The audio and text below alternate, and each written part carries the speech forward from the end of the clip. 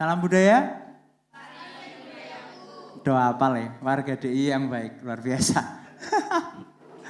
Oke teman-teman, makasih. Ini dari jurusan apa? Ekonomi pembangunan. Serem banget jurusan kalian, do ayu-ayu, ganteng-ganteng, ekonomi pembangunan. Oke, ekonomi pembangunan kan bener kan? Oke. Nah teman-teman, ini kita menginjak dari salah satu program dari Festival Kebudayaan Yogyakarta yang berlangsung di Gunung Kidul gitu ya teman-teman. Nanti kalian bisa mampir di main venue di mana? Lapangan Logandeng. Benar bisa Logandeng apa Logandeng tuh? Logandeng. Oke, aku ya sekarang itu asli. Ada yang gandeng, ada yang gandeng ya Mas? Gandeng kan? Logandeng. Nah, teman-teman program ini bernama Wicara di bawah FKI Rembuk. Ada yang namanya Siniar FKI Rembuk yaitu podcast di panggung. Wicara khusus spesial kita bekerjasama dengan UGK.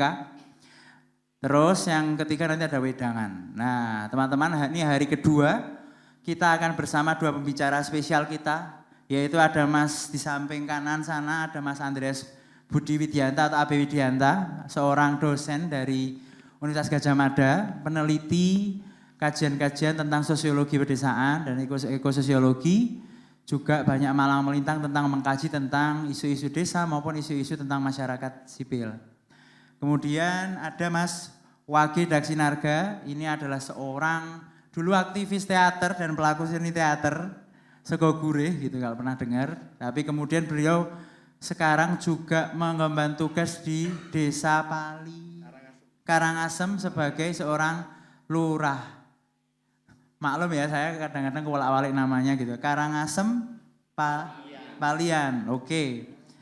Nah, beliau-beliau ini akan ngobrol bareng sama kita. Teman-teman perlu banget tahu apa sih gitu ya yang harus kita lakukan dengan isu yang namanya agraria. Enggak usah merasa serem, agraria itu serem banget, apa sih itu? Agraris Mas taunya kayak gitu, kadang-kadang kayak gitu. Nah, ini sangat penting untuk kita berbicara masalah apa itu development, apa itu pembangunan. Ini kuncinya sangat banyak. Dan teman-teman kemarin kalau tahu demo 17.8, tuntutan-tuntutan seperti itu kadang-kadang kita melewatkan tuntutan yang penting yaitu tentang apa itu reforma agraria. Nah kemarin konsorsium pembaruan agraria KPA itu mengajukan saat Hari Tani kemarin gitu ya. Itu menawarkan ada 24 tuntutan kepada pemerintah kita tentang isu-isu agraria, yaitu pentingnya reforma agraria sejati. Nah, apa itu? Yaitu mengembalikan tanah-tanah kepada penggunanya, seperti itu. Nah, kita akan mengamati sebenarnya isu-isu ketahanan agraria, yaitu tentang hak-hak kita sebagai warga. Kita tuh semua juga nggak cuma tani, orang tua kita tuh juga semua terikat dengan tanah. Siapa dari kita pasti orang tua kita punya keterikatan dengan lingkungannya, ekologi gitu ya. Nah hal semacam itu digunakan untuk memetakan kondisi kita teman-teman. Nah teman-teman perlu tahu juga diskusi siang ini kita untuk melihat bagaimana ketahanan agraria kita mungkin juga secara spesifik di Gunung Kidul ini. Ada desa, ada kars, tanah kapur gitu ya. Yang konon kalau wah itu kalau cewek-cewek di daerah kars tuh giginya pada geriwing-geriwing karena kena kapur gitu. Ada yang ngomong kayak gitu kan dulu bercanda kayak gitu. Nah apakah itu terjadi dan ada fenomena unik apa sih orang-orang Gunung Kidul gitu? Masihkah Adoh Ratu Cedak Watu tema FKY sebenarnya sekarang itu sebagai untuk mempertanyakan ulang. Masih relevan gak sih Adoh Ratu Cedak Ratu? Karena sekarang ratu ada di mana-mana gitu ya. Nah itu pertanyaan besar ada di dekat-dekat kita dan itu satu pertanyaan. Sementara kita kalau ngeyelan ya kepala batu, berarti batu ada di pikiran kita semua ternyata. Nah gitu teman-teman, kita nggak mau berpanjang-panjang, saya ngasih pengantar. Kita akan ngobrol bareng gitu ya. Mas kita lihat itu Mas, itu karya dari seniman ABDW Mas, seniman Gunung Kidul. Siasat warga Pancaroba kembali ke desa tidak bisa menjadi kota tidak mau. Urban salah mongso gitu ya lagunya. Nah teman-teman kita akan mulai langsung ngobrol. Ini kayaknya enaknya siapa duluan?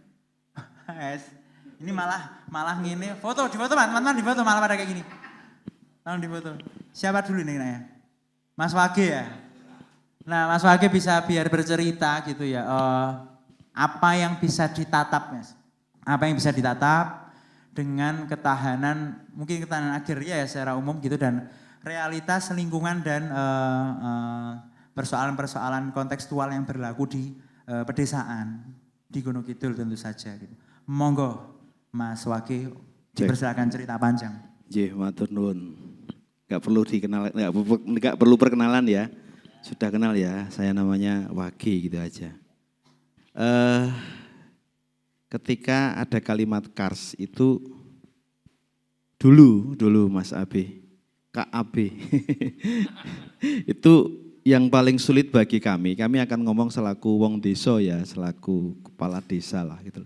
Yang paling sulit itu bagaimana kemudian memahamkan Kars itu terhadap masyarakat. Apalagi terhadap kerja-kerja Kars, wangele ra umum gitu loh. Sangat sulit sekali bagaimana kita membicarakan Kars di kalangan masyarakat bawah gitu loh. Apalagi ada unen-unene wong desa sing yang itu sangat kontraproduktif menurut kami karena ada unen-unen gini Mas Abi. Sesuk nek tekan mangsane kowe iki makan nek wis tekan mangsane anak putumu ki mbok pakani watu. Artinya kalau sudah sampai saatnya maka anak cucumu akan kamu kasih makan watu gitu. Nah, dan ini kan eksploitatif banget kan. Makani watu gitu loh. Padahal kita tahu mungkin kerja-kerja Kars itu sangat luar biasa. Tetapi bagaimana cara memahamkan kerja Kars ini ke masyarakat? Ini yang menurut kami paling sulit. Kami sama teman-teman di Aliansi Pemerhati Kars juga termasuk juga Mas Abi ini kita sering sekali ketemu di ruang-ruang yang memang berbicara tentang Kars gitu loh. Lah, ini yang menurut kami sulit dan alhamdulillah pada kehidupan saya yang bermacam-macam, saya pernah kerja jadi jurnalis, saya pernah kerja jadi sopir travel, sopir truk, saya pernah kerja menjadi tukang las gitu loh. Dan satu hal yang menarik ketika saya menjadi tukang las bahwa saya mendapati sebuah plat besi dengan ketebalan enggak terlalu tebal, paling 5 mili, setengah senti. Ini yang juga selalu saya sampaikan, saya analogikan kepada masyarakat. Ketika plat besi itu kita jemur seharian, terus kemudian pada saat panas-panasnya, kemudian kita potong dengan api, kita blender tengah gitu. Kita potong, tahu ya blender, kita potong pakai las, tapi khusus las potong, dan itu menggunakan api, tidak menggunakan gerinda. Yang terjadi apa? Yang terjadi itu di kanan kiri potongan itu keluar air. Serius, boleh dicoba, itu pasti keluar air. Nah inilah analogi yang saya gunakan ke masyarakat. Yang namanya besi dengan tingkat kepadatan seperti itu pun ternyata menyimpan air. Apalagi batu yang memiliki pori lebih longgar, lebih lebar. Pasti ini menyimpan air. Hanya saja karena orang tidak akan pernah membayangkan bahwa jumlah batu sangat luar biasa sehingga sehingga opo tenan kuwi nyimpen watu gitu loh. Orang-orang ekologi selalu berteori bahwa batu itu adalah semacam kolah, semacam tempat untuk nyimpen watu, untuk nyimpen air gitu loh. Tapi apakah ini yang susahnya menyampaikan ilmu ini kepada masyarakat. Ini yang susah. Untuk itu kami mencoba selalu mencari analogi-analogi semacam itu gitu loh. Itu. Belum lagi kerja-kerja Kars yang lain, nanti mungkin Pak Abi bisa menjelaskan secara teoritis gitu loh. Kami hanya hal-hal yang sangat terapan yang ada di masyarakat gitu loh.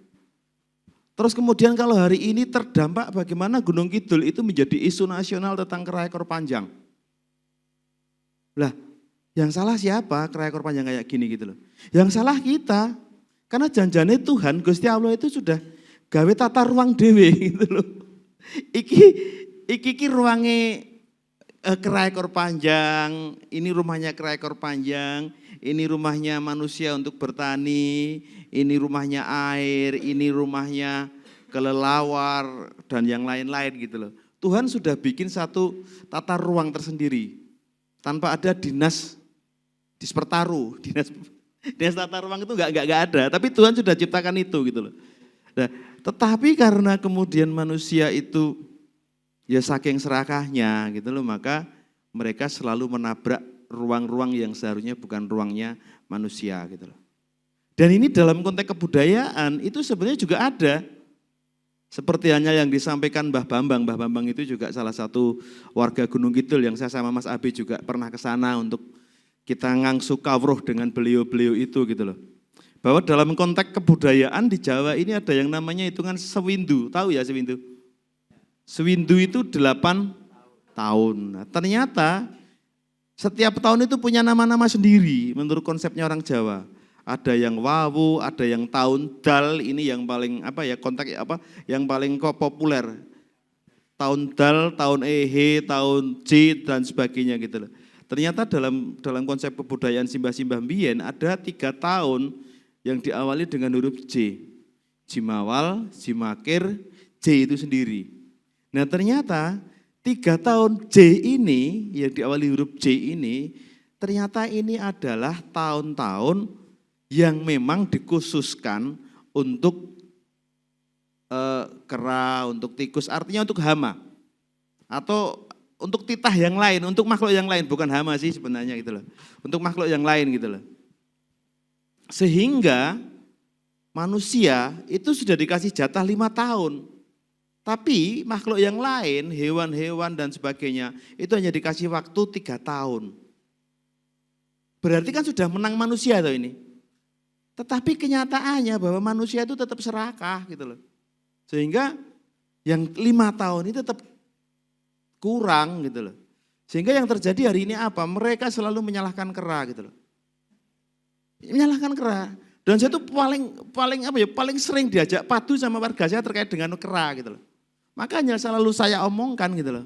Lho Mbah mbok sakniki jenengan niku ngrasake, silakan sih Mbah merasakan gitu loh. Kera itu dulu punya ruangnya sendiri. Ruangnya kera jenengan usik. Lah sakniki monyet-monyet ketek-ketek niki wong butuh golek pangan. Wong butuh urip. Lah sakniki wong urip mawon jenengan kuyo-kuyo.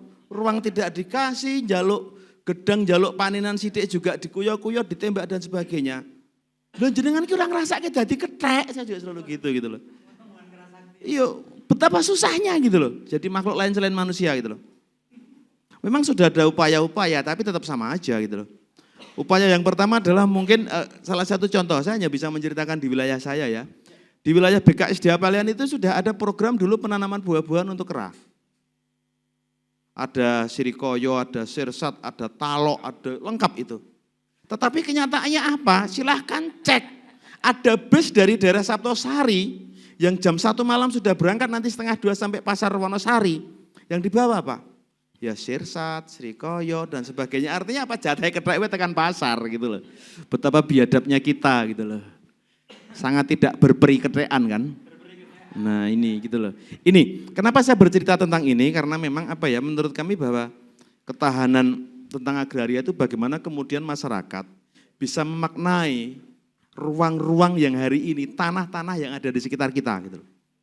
Yang ini pelan tapi pasti akan semakin tergerus. Saya selalu bertanya ketika Rasul, tahu Rasulan, ini dari mana aja ya?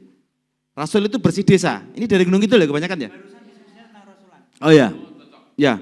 Saya selalu bertanya kepada simbah-simbah, Mbah, hari ini kita upacara Rasulan atau orang mengatakan bersih dusun atau bersih desa. Kalau di tempat kami itu ada 2 rasulan. Yang pertama Rasul Labuh. Rasul Labuh itulah doa bagaimana kita nanti persiapan untuk menabur benih. Terus kemudian ada rasul yang kedua adalah rasul lebar panen. Artinya rasul tentang syukur gitu loh. Saya selalu ingatkan ke warga kami. Gak ada gunanya kita rasul kayak gini gitu loh. Karena sejak beberapa tahun yang lalu panjenengan gak bisa jawab pertanyaan saya gitu loh. Apa gunanya rasul kayak gini? Sampai kemudian dibela-belain keluarkan segala upur sampai uang dan sebagainya. Tetapi ketika tak tanya Mbah, sesudah simbah enggak ada, tanahnya mau diapain? Didol. Kan jelei gitu loh, kontraproduktif gitu loh. Ketika kita hari ini mengeluarkan, tapi hanya sekedar pestanya saja. Tetapi esensi bagaimana kita kemudian menciptakan dunia, menciptakan generasi tani, itu enggak ada sama sekali. Onone yo meng kulit kayak gitu loh. Dan yang terjadi juga kadang-kadang ini pengalaman juga. Dulu ketika saya jadi lurah pertama, saya bertanya kepada warga saya, Mbah, kinten-kinten apa niki sing kurang teng mriki niku gitu loh. Beliau langsung, nganu Pak, nek enten toyo kalau ada air itu sebenarnya kita bisa maksimalkan apa saja gitu loh. Kiwa tengen kita bisa kita kasih tanaman, sayuran dan sebagainya gitu loh. Itu saya lakukan pengeboran di tahun 2020 gitu loh. Di 2025 saat ini belum ada satu pekarangan yang ditanami tanaman. Ini loh masyarakat. Untuk itu saya harap panjenengan semuanya ketika punya cita-cita, punya konsep, ya lakukan. Orang kok diomong ketok gitu loh. Ketika diomong ketok ya enggak ada artinya. Nah ketika Anda tidak mau pada wilayah-wilayah demikian, maka ya ketahanan agraria kita akan semakin hancur, akan semakin akan semakin rusak gitu loh. Ya hilang, besok akan hilang gitu loh. Karena Anda tidak hari ini, apakah Anda merasakan memiliki tanah? Punya enggak? Enggak kan? Saya yakin enggak gitu loh. Apa rumangsa duwe lemah gitu loh. Apakah kemudian bercita-cita beli tanah yang banyak? Apakah kemudian bercita-cita? Enggak kan? Cita-cita pertama pasti besok beli mobil. Iya ora? Sesuk nek kowe wis do sukses gitu loh, wis sugih-sugih wis iso tetuku. Ora mungkin wah aku tak tuku lemah ning Gunung Kidul, sesuk tak kon garap sik iki, enggak mungkin. Ya ada sih kemungkinan tapi kecil gitu loh. Semoga aja segera ada kemungkinan sampai sini. Tapi yang pertama adalah apa? Terus beli mobil. Nah ini artinya apa? Artinya bahwa hari ini tanah yang kita injak, tanah yang kita hisap, itu apakah Anda merasakan nilai dari itu? Kan enggak ada. Terus ketahanannya kepiye? Ketahanannya kepiye? Sekarang yang ekologis. Apakah di rumah Anda ada yang namanya septic tank? Ada. Untuk apa itu? Untuk tinja dan sebagainya. Apakah ada septic tank untuk air bersih? Saya punya naskah drama judulnya Banyu Udan Golek Dalan Bali. Tahu artinya? Air hujan cari jalan pulang. Karena hari ini sudah tidak ada jalan untuk pulang bagi air hujan. Yang ada adalah neng kalen, neng kali, neng segoro. Tetapi tanah yang Anda pijak, yang Anda tempati, yang setiap saat Anda ambil airnya, tidak pernah Anda siram dengan air bersih. Karena air hujan sudah tidak Anda teteskan lagi di bumi yang hari ini Anda pijak. Jadi setiap hari semakin lama, maka kita hanya akan minum resapan air tinja kita, air kencing kita. Karena kita tidak pernah menyiram bumi kita gitu loh. Ngeri enggak? Ngeri kan gitu loh. Terus kapan kita tuh mau merasa memiliki bumi ini gitu loh. Ini hari ini Anda bertempat tinggal di rumah orang tua. Orang tua sebagai apa? Macam-macam apa sebagian besar? Apa? Tenan, petani tenan. Iya. Kowe wis tahu ngerasa kita nih? Urung. Kowe kepengin ora duwe anak-anak cita-citane tani?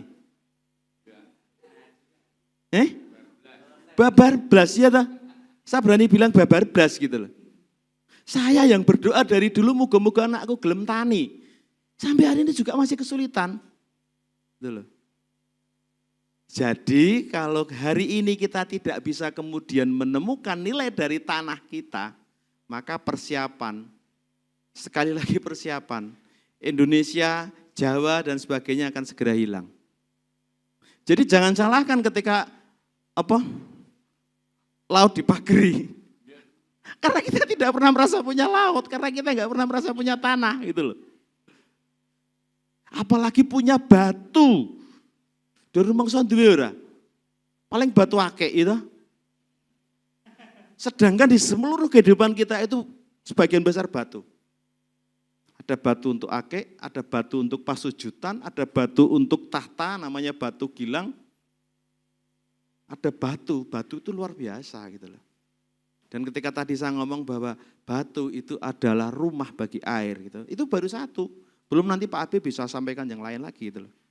Nah sekarang harapan kami bahwa ketika kita ngomong tentang ketahanan agraria di tingkat kampung ya adalah bagaimana kita bisa menciptakan masyarakat ini kembali memiliki nilai, merasakan nilai atas tanah gitu loh. Tapi sekarang wangele ra umum gitu loh. Dan hari ini saya juga selalu tantang masyarakat saya, selalu tanya masyarakat saya. Karena apa? Yang terjadi adalah hari ini seluruh pekarangan rumah, bahkan tanah-tanah produktif, itu sebagian besar kalau di wilayah saya loh ya, itu kemudian ditanami tanaman-tanaman keras. Ada kayu jati, kayu sono, terus kemudian sengon, mauni gitu loh. Saya bertanya, apakah Anda sadar tentang ekologi atau karena Anda malas ngolah tanah? Ini pertanyaan yang perlu dijawab gitu loh. Saya masih menyimpulkan bahwa itu karena dia malas. Kalau dia ngomong investasi, digorep sabet dino wis angel kok mikir investasi.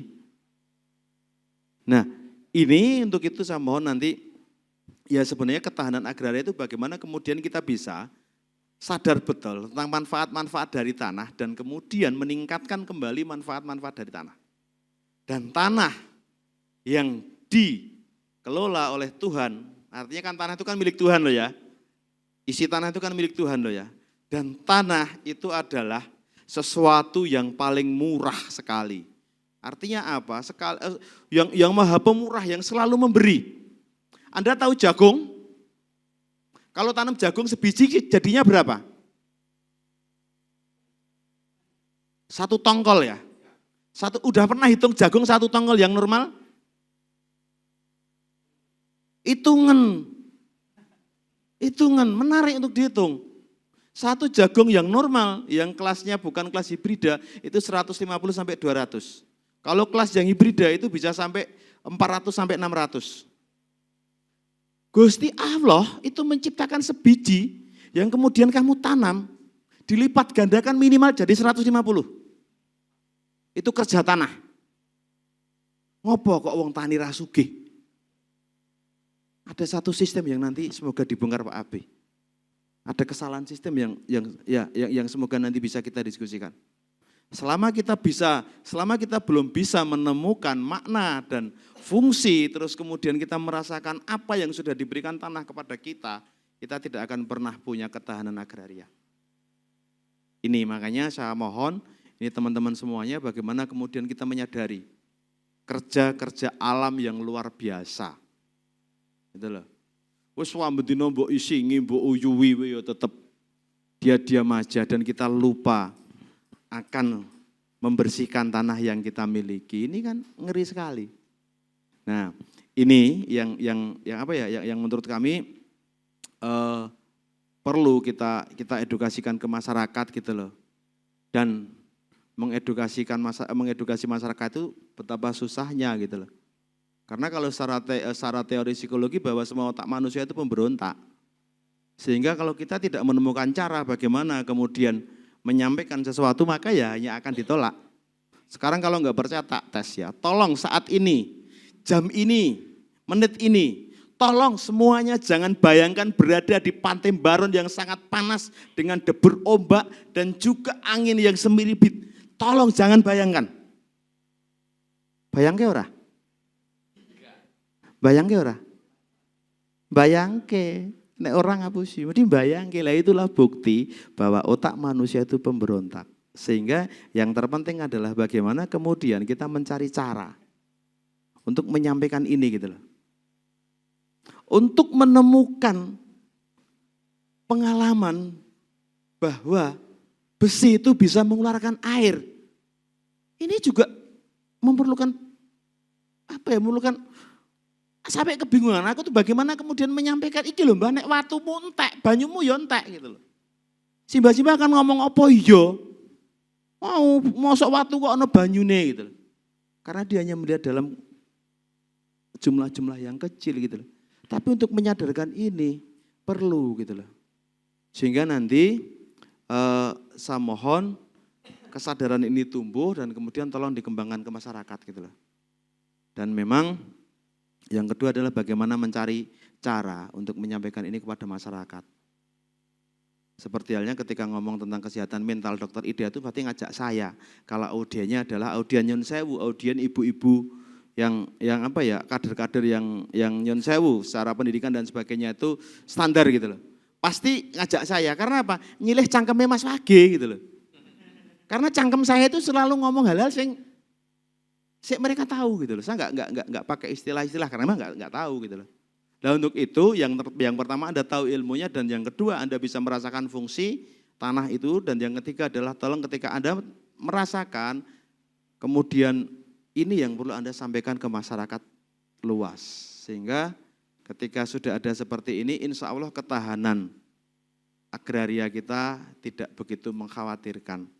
Karena yang namanya undang-undang itu hanya satu alat, tetapi tentu untuk menciptakan pemahaman atau bahkan mencoba ikut serta di dalam menjaga kebudayaan tentu membutuhkan banyak hal. Tidak hanya sekedar undang-undang. Karena kita tahu undang-undang juga sangat mudah diakali. Suatu ketika saya juga berdiskusi sama teman-teman gitu loh. Nah umpamane lemah dewi kuwi sesuk wis lemah ki arep kepiye to gitu loh.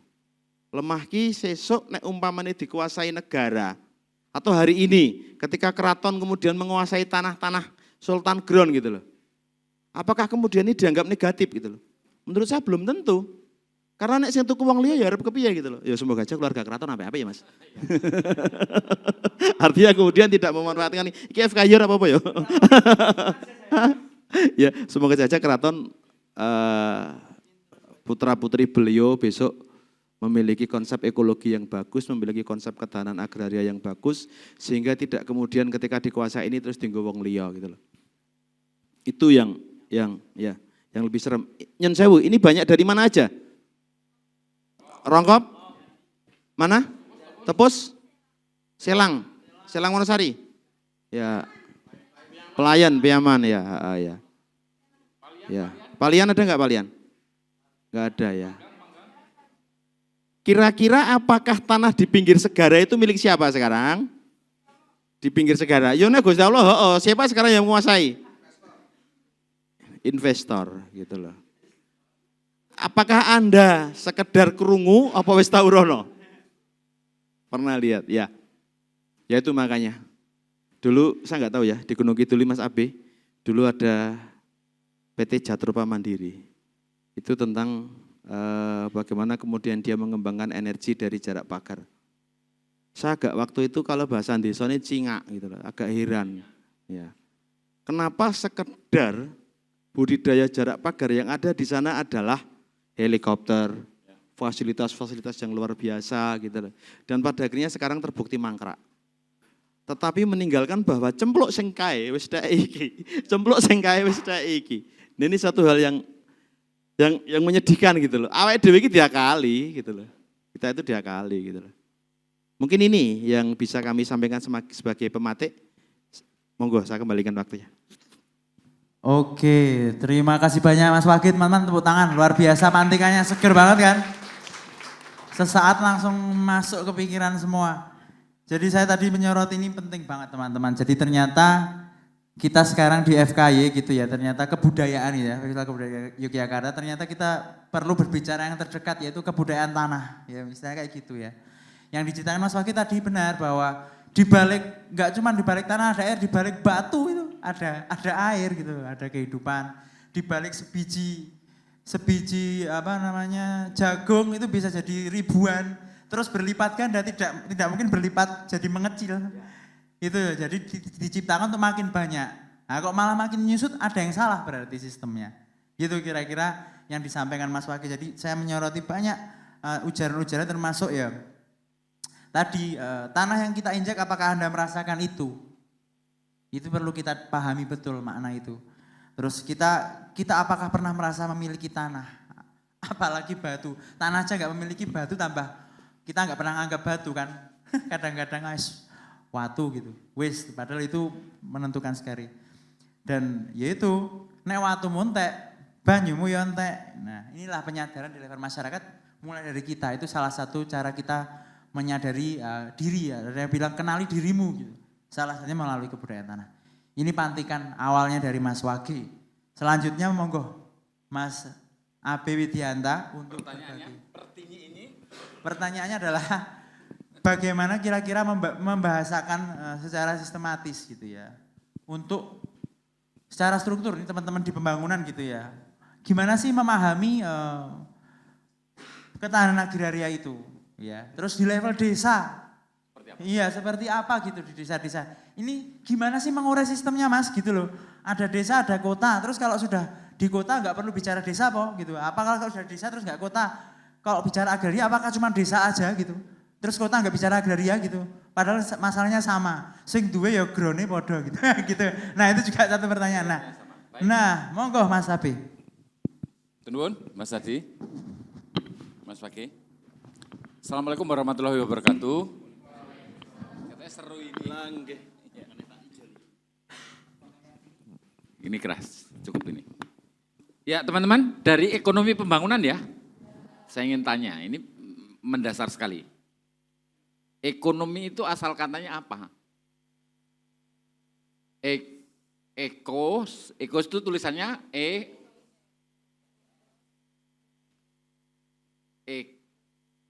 eko dan nomos. Ikos sebetulnya. Artinya oikos. Oikos itu apa toh? Lihat deh lah, tidak ngerti. Gak ngerti Mas, berarti ilmu Anda itu basic. Saya akan bertolak dari situ. Mumpung Anda orang-orang ahli ekonomi masa depan. Gantinya Bu Sri Mulyani. Nah. Ya, oikos nomos. Oikos itu apa? Nah, mari. Ini basic banget, semoga ini nanti nancep Mas. Karena tadi kita baru ngomong itu. Rumah, betul. Jadi diingat-ingat ya, oikos itu adalah rumah. Maka kalau Anda bilang rumah, Mas Wage tadi bilang tentang rumah kita. Rumah kita itu adalah, Anda boleh menyebutnya sebagai rumah tangga, tadi tambahnya tangga ya. Rumah tangga, itu ada dua entitas laki-laki perempuan yang membangun rumah tangga. Tetapi Mas Wage tadi adalah rumah di mana kita lahir dan tumbuh besar di situ, itu juga rumah. Tetapi teman-teman, ada yang lebih gede lagi rumah kita bersama itu, yang bulat, yang besar, yang sering disebut sebagai ibu bumi. Pun ya, itu dipegang dulu. Teman-teman itu sesungguhnya mengelola tentang itu. Rumah tangga itu rumah yang ada bapak ibu dan bersama teman-teman hidup di sana. Yang kedua, rumah tangga dalam pengertian entitas kolektif, sosial bersama di dalam satu kawasan yang punya memori kolektif bersama. Itu juga rumah tangga. Kalau dalam konteks Gunung Kidul, anggaplah Gunung Kidul ini rumah kita. Itu yang kedua ya. Yang ketiga, bumi ini adalah rumah besar yang kita dihuni oleh maneka warna makhluk hidup. Manusia hanyalah salah satunya. Nah, lalu kenapa rumah ini nanti koyak, teman-teman? Tahu siapa kira-kira penyebabnya? Manusia yang seperti apa yang berusaha? Ya? Manusia yang seperti apa? Haus, rakus, apalagi? Egois, betul sekali. Apalagi? Luar biasa. Nanti saya akan cerita, teman-teman, nanti saya akan cerita. Ilmu Anda itu adalah ilmu yang akan menentukan sesungguhnya Anda itu akan menghancurkan ataukah menghidupkan kehidupan itu di para ekonom.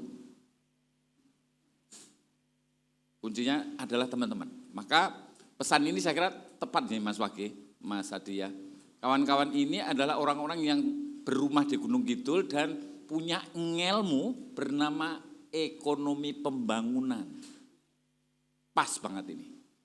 Kedaulatannya nanti, ketahanan agrarianya juga di teman-teman. Bukan di petaninya. Petaninya nanti punya cara mengelola sendiri dan itu sebetulnya jauh bisa menjadi guru teman-teman. Justru malah. Oke ya, saya bertolak dari situ. Saya ingin bercerita teman-teman. Kalau tadi sudah disebut manusia yang merusak tadi adalah manusia yang rakus, yang selalu ingin gak pernah ada habisnya. Itulah nanti kita ada register. Di dalam diri kita itu ada 3 babak. Ada di bagian tubuh kita. Kita bagi ya. Yang saya mohon izin berdiri. Di atas ini ke atas itu namanya logistikon. Yang di tengah antara dada dan perut, ini namanya tumos. Yang dari perut ke bawah, itu namanya epitumea. Tolong diingat-ingat, itu 3 jiwa menurut Plato. Tapi saya terjemahkan nanti. Yang logistikon, dicatat ya, logistikon itu kenapa kita selalu berpikir logis. Itu karena logistikon asalnya. Kita menggunakan logika, itu asal katanya logistikon sesungguhnya. Akal budi kita. Kalau yang tengah ini, teman-teman kalau sangat antusias dan sangat bersemangat, itu pertanda bahwa tumos Anda besar. Itu adalah spirit. Anda menggebu-gebu, punya keinginan, nah itu di situ, di tengah. Yang bawah ini yang nanti urusannya teman-teman, apa itu? Nafsu, apalagi?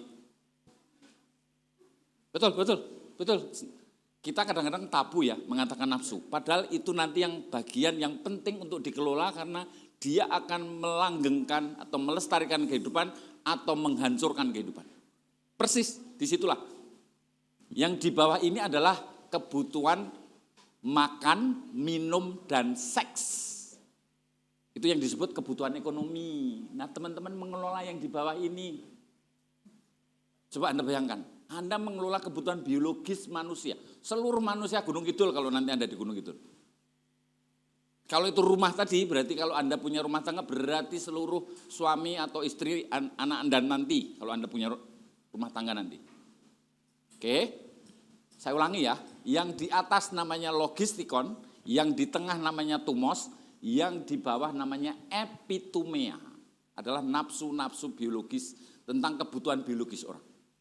Yang di tengah ini orang-orang bersemangat itu simbolnya adalah militer, orang-orang yang bekerja di militer. Yang di bawah ini adalah para orang-orang yang berekonomi mencukupi kebutuhan biologis. Makan, minum, dan seks, 3 itu. Tahukah Anda, teman-teman, ketika tadi bilang rakus, yang enggak pernah puas dalam hidupnya, yang bercok, katanya orang Banyumas, rakus, greedy, opo-opo diuntal kira-kira gitu. Mbadokan kira-kira kalau dalam orang Gunung Kidul kasarnya mbadokan cah gitu. Berat, nggeragas betul. Kata nggeragas kayaknya menarik. Pas lebih satir itu ya. Lebih sarkas. Nggeragas, apa-apa dimakan. Itu artinya simbol dari 3 ini, kalau teman-teman nanti di dalam tubuh Anda bayangkan yang di atas itu sebetulnya adalah kusirnya. Yang di tengah itu kuda putih, yang di bawah itu kuda hitam.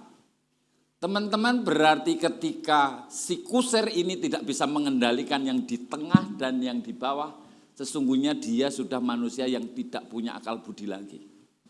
Tidak memakai logistikonnya lagi. Dia tidak bisa menjadi kusir atas 2 kudanya, kuda putih maupun kuda hitam. Itu artinya apa? Anda dihabiskan oleh semangat Anda dan kerakusan Anda. Kalau saya boleh menyebut, mohon maaf, pemerintah negara ini adalah gabungan dari yang bawah dan yang tengah, tetapi tanpa ini. Nyun sewu nggih. Nyun sewu saya harus katakan. Yang di tengah militer, hari ini dia belajar ke Singapura untuk belajar tentang MBG. Gimana caranya berpikir? Mbok kuai iso ngaweke jenenge makan sehat, ngapain harus ke Singapura? Itu yang dipikir apa kalau bukan proyek gitu. Artinya apa? Inilah bagian dari cara hidup kita itu sudah, ini enggak waras kita ini, enggak waras gitu. Nah teman-teman saya ingin katakan, saya mau izin duduk kembali, saking semangatnya. Yang ingin saya katakan bahwa kita sudah keblinger teman-teman. Kusir yang mestinya mampu mengendalikan spirit yang terlalu menggebu-gebu itu mestinya dia sanggup untuk menghela, mengendalikan agar dia tidak menjadi hewan yang liar gitu. Begitu juga apalagi kuda hitam, bahaya itu. Anda tidak punya lagi yang nanti, apalagi kalau nanti Anda bicara tentang kolbu. Kolbu itu apa toh? Hati. Hati nurani Anda itu sebetulnya adalah bagaimana kita nang-ningnung dengan logistikon tadi sebetulnya. Happiness itu di mana? Anda bisa mengelola happiness tanpa, bahkan kalau banyak orang Jogja katanya miskin tetapi happy. Logistikonnya bekerja dia. Dia punya daya reflektif di dalam memikirkan kehidupannya itu memang enggak. Aku bukan orang badokan kok, sorry ya. Aku juga enggak silap. Enggak silap itu enggak pernah silau dengan harta benda duniawi. Itu artinya adalah hidup yang ugahari. Sak cukupe. Tetapi harus ikut ambil bagian dalam dosa, mewariskan pada teman-teman. Terutama saya, karena saya dosen dan guru ya. Sejak kecil saya diajari prinsip ekonomi. Tes lagi. Prinsip ekonomi bunyinya gimana? Prinsip ekonomi, masih ingat? Dengan modal sekecil-kecilnya untuk keuntungan. Lah itu lah yo sing geragas kuwi mau to. Prinsip itulah prinsip geragas sebetulnya. Tapi kok yo itu diajarkan ke kita sejak kecil. Mbah dulu saya enggak begitu. Urip itu sing tresno rupa podo, sing podo-podo lah. Enggak usah ungkul-ungkulan urip itu. Apa sih?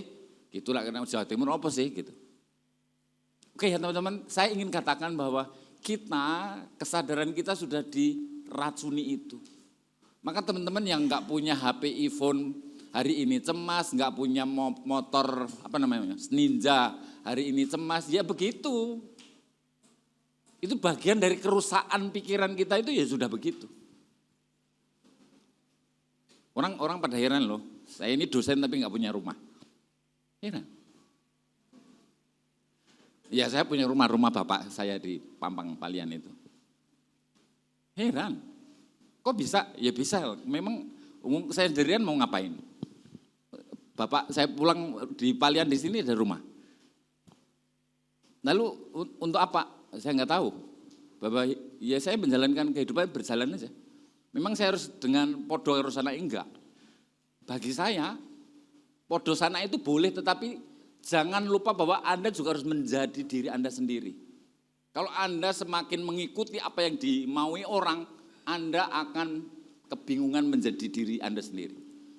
Ini yang nanti saya ingin katakan bahwa subjek politik kita semua itu adalah penentu soal kita mau apa di dalam hidup.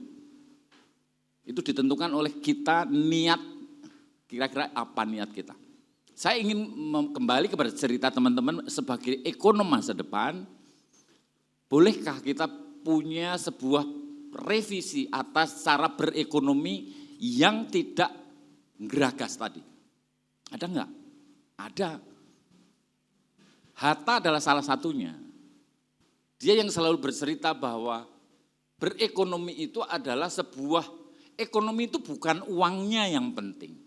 Adalah soal mengelola manusia-manusia dengan bagaimana kita mengorganisir mereka punya etika bersama, hidup bersama, punya saling rasa care terhadap yang lain, dan ini adalah kalau punya beban hidup itu selalu ditanggung bersama-sama. Ini kalau di Gunung Kidul tadi gotong royong tadi.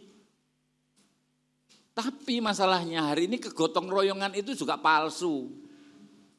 Wong saya itu enggak kenal dengan orang ini atau bapak saya ya tepatnya. Ngundang ya pol-polan nih, enggak kenal kok berani ngundang sampai 6 atau 7 bulan ini. Gimana coba? Ini kan tradisi yang sebetulnya di Gunung Kidul sendiri sudah menjadi normalitas yang kita bahkan enggak mengkritisi. Ini arena bahkan hajatan sebagai bagian dari untuk mendapatkan keuntungan aja sudah dilakukan dengan banyak cara. Saya malu kalau mengundang, saya punya hajatan mengundang orang yang enggak saya kenal. Tapi ini terjadi loh dan kita membiarkan. Bapak Ibu Anda, Bapak Ibu teman-teman semua pasti juga ngeluh. Nek nggo hajatan pol-polan geden-gedenan kok yo iso. Nek nyekolahake anake kok pelite njamaki piye karepe. Misalnya gitu, contohnya. Nah teman-teman sekalian saya ingin katakan bahwa ini adalah cara sesat-sesat berpikir yang kita mesti kenali setiap harinya. Dan ini yang menumpuk nanti bahwa akhirnya yang dirusak oleh karena kerakusan kenggeragasan kita tadi adalah seluruh sumber daya di sekitar kita. Didoli kabeh, maka kenapa cerita Mas Waki, tanah bagi orang Gunung Kidul hari ini tidak berharga. Yang berharga adalah mobil baru yang bahkan hari ini sudah digambarkan akan listrik dengan tanpa bensin gitu. Kalau enggak membeli itu maka ya ketinggalan zaman gitu. Bubar, cerita tentang rumah tadi bubar. Lalu di mana ekonomianya? Oikosnomosnya, mengelola tata kelola rumah tangga. Dol-doli kabeh kok menata kelola gimana, itu namanya dadi sodagar namanya. Kita lagi tidak punya resources lagi. Maka teman-teman, ekonom masa depan adalah ekonom yang mampu menerapkan model cara berpikir yang berekonomi itu bukan akumulasi kapitalnya, tetapi berekonomi dengan mempertimbangkan kita ini mampu menjadi manusia-manusia yang tresno popodo. Popodo itu bukan hanya manusia antar manusia loh, tetapi juga dengan ketek tadi, dengan organisme hidup di sekitar kita. Teman-teman, coba Anda cari, Anda nanti ini tantangan untuk, ada yang sudah hampir skripsi ada enggak? Semester berapa? Ini ide ya, saya berulang kali mengajukan ide ini, semoga ini menjadi penting. Anda cek baik-baik, seluruh jalan dari Gunung Kidul sampai kira-kira Patok itu banyak orang jualan belalang. Itu klaimnya adalah belalang dari Gunung Kidul, Anda percaya itu? Kenapa Anda enggak jadikan skripsi? Ya gimana? Boleh cerita? Kenapa begitu? Karena tidak semua masyarakat di Gunung Kidul kan berjualan belalang. Jadi untuk mencari kuesioner atau sebagainya itu sedikit susah. Oke, nanti saya bisa kasih clue, kalau itu teknik aja. Anda datangi ke beberapa penjual itu, ngerti siapa sumber dari pembelinya dan yang membawa itu ke situ. Itu artinya di pasar pun akan tahu siapa yang akan membawa. Kalau kemudian teman-teman cek, itu datang dari Ngarai semua belalangnya. Gunung Kidul sudah enggak punya belalang. Kenapa masalahnya? Ini cerita nanti berkaitan dengan alam. Oke, bisa menjawab? Menurut saya karena sudah dari lama Ya. kita memburu belalang tersebut.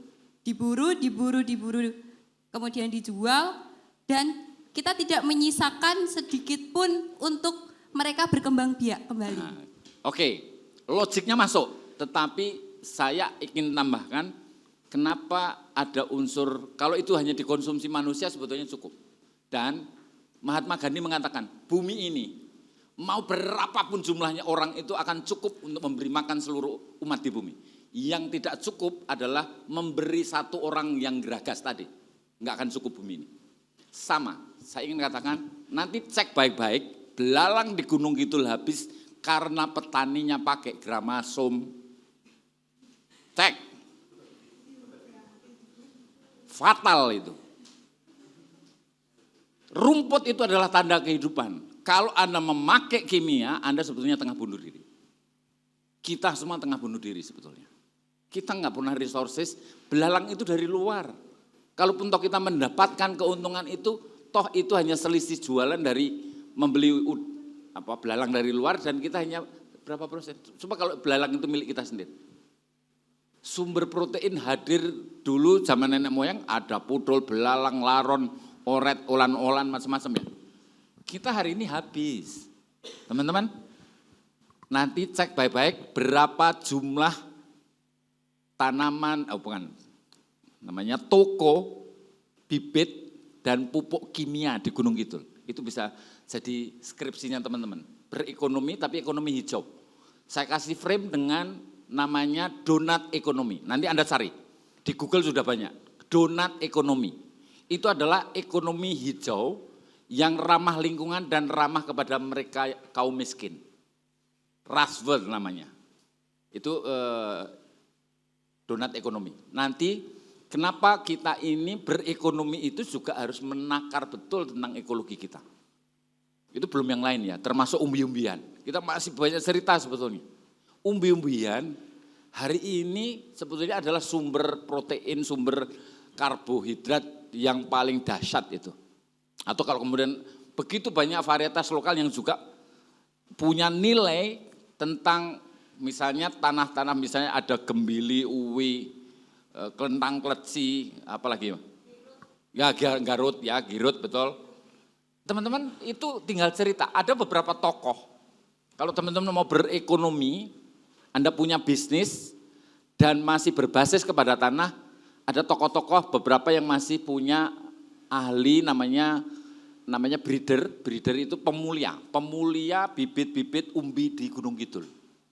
Kalau teman-teman hadir ke sana, membangun itu untuk KKN, melalui pendampingan, melalui mungkin Universitas Gunung Kidul juga ke sana, menarik untuk kita punya ekonomi yang tadi kalau berwisata itu kalau kentang sudah di mana-mana. Tapi bagaimana kalau panen gembili itu juga musiman, uwi, musiman, gadung, musiman itu kita kaya dengan itu. Hari ini sudah nggak ada lagi. Yang namanya becicing pun dulu kalau gembilinya sudah habis, uwinya sudah habis, becicing itu yang di atas. Itu saya masih memakannya. Hari ini nggak ada lagi. Nah teman-teman sekalian, yang ingin saya katakan dari apa yang saya ceritakan sambil mengkaitkan punya Mas Wagi adalah kita hari ini sekolah kita turut ambil bagian di dalam membuat kaum muda kita tidak berbangga menjadi petani. Dengan pendidikan yang semakin tinggi, dia semakin dongak kepalanya dan selalu ingin yang kemudian dicari adalah tentang kamu sudah punya istri, punya anak berapa, punya rumah berapa, punya mobil berapa, terus nggak ada habisnya. Sampai kapan? Kita diajari untuk menjadi makhluk individualis yang geragas tadi. Bahkan untuk berjumpa dengan yang lain, untuk bersosialisasi enggak ada lagi. Ini adalah praktik peradaban. Kalau kita bicara tentang kebudayaan itu sesungguhnya peradaban itu yang harus kita gagas. Bukan soal tari-tarian, jadilan, reokan, bukan itu ekspresi aja. Tetapi peradaban ini yang harus kita pikirkan kalau kita berpikir kebudayaan. Jumbo dengan kars, apa toh kars itu? Kars itu adalah bebatuan yang tadi sudah diceritakan Mas Wage, ada yang di permukaan, ada yang di bawah tanah. Permukaan tanah namanya exokars, yang di bawah tanah namanya endokars. Di dalamnya ada sungai, ada gua, ada dolina. Itu nanti teman-teman, masih ingat stalaktit yang mana, stalagmit yang mana? Nah bingung ini. Stalaktit yang mana? Yang atas apa bawah? Stalagmit? Atas. Stalaktit yang bawah ya? Coba nanti ditengok. So, kadang-kadang keputar. Tapi bahwa mengenali rumah, bahkan kita nggak tahu tentang istilahnya pun, bahwa ini penting untuk mulai dikenalkan kepada generasi anak-anak kita. Kita tentu saja sekolah perlu melakukan pertobatan ekologis. Kampus-kampus perlu melakukan pertobatan ekologis ini. Dan hari ini UGM pun, mohon maaf ya saya harus katakan UGM, walaupun saya orang UGM. Bahwa hari ini UGM juga masih tadi mereproduksi sebuah mazhab namanya developmentalism. Cara berpikir pertumbuhan ekonomi selalu idola. Seolah-olah pertumbuhan ini tanpa tapal batas apapun. Enggak, kamu akan berjumpa dengan yang namanya neraka namanya. Kalau kamu akan meneruskan pertumbuhan itu karena kita semua mengkalkulasi peningkatan pertumbuhan ekonomi itu tanpa memikirkan defisitnya ekonomi sumber daya alam kita. Pantaslah ekonomi itu akan naik. Anda tengok yang tertinggi hari ini adalah yang namanya Halmahera Utara. Berapa banyak tambang emas di sana. Pertumbuhan ekonominya enggak karu-karuan. Saya di sepanjang Sulawesi itu, Maluku saya pernah ke sana juga. Yang terjadi adalah Paris teman-teman. Gunung-gunung yang sekian banyak itu habis. Hari ini kemana? Semua dibawa ke Cina. Bahkan dengan ekspor gelap. yang terjadi adalah kehancuran lingkungan. Anda akan bangga dengan itu? Enggak. Anak cucu Anda nanti yang tidak akan mendapatkan warisan apapun. Sama dengan cerita Gunung Kidul. Kalau teman-teman punya spirit yang tadi, ada donat ekonomi yang teman-teman nanti bisa jadikan skripsi awalnya, lalu kemudian pilih beberapa barangkali penghidupan warga di sini yang bisa menjadi pilar-pilar soko guru pangan barangkali, teman-teman akan menjadi ekonom yang punya akar keberakaran di Gunung Kidul. Kita akan bisa merawat bagaimana tadi ketahanan agraria kita. Itu akan pulih kembali. Basisnya bukan cara bagaimana kita membangun infrastruktur fisik, bukan, tetapi dari mindset kita. Letaknya di sana. Mindset teman-teman muda ini, kalau yang tua biarkan aja. Enggak usah Anda pengen mengubah yang tua, enggak perlu. Teman-teman mengubah satu generasi saja. Kalau yang kami-kami tua ini wis kira-kira patok bangkrong wis kayak begitu. Enggak usah diubah. Ini orang keras kepala semua ini yang tua-tua ini sudah. Teman-teman yang masih terbuka pikirannya justru itu yang kami harapkan. Teman-temanlah yang akan menularkan pengetahuan ini dan mulailah dengan spirit hidup yang baru. Ada pertobatan ekologis di situ, berekonomi yang mungkin akan dicemooh awal mulanya. Karena teman-teman dirasa nggak populer, nggak podo sanae, kira-kira gitu. Nggak podo pepadane gitu. Wah kayak pokoknya kere, kata kere itu adalah stigma sebetulnya. Tetapi Anda mindsetnya nggak kere, maaf ya.